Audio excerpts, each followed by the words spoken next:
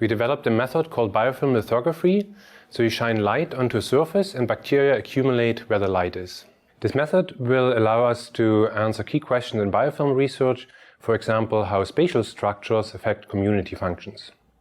There are many advantages to this method. For example, it works at very high resolution of 25 micrometer.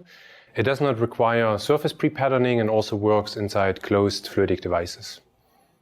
Though this method can provide insight into the structure-function relationship of natural biofilms, it can also be applied to other disciplines such as biofilm engineering, biomaterials, and multicellular synthetic biology.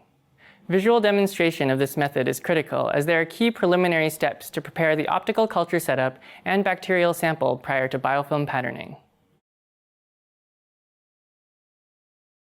First, transform pDawn-Ag43 plasmid into the E. coli strain of interest and plate onto an LB agar plate supplemented with spectinomycin.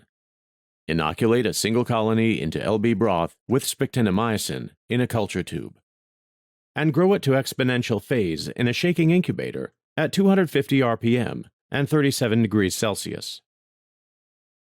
After inoculation, prepare a 25% glycerol stock of the pDawn-Ag43 transformed strain by mixing 1 milliliter of 50% sterile glycerol with 1 milliliter of culture in a cryotube.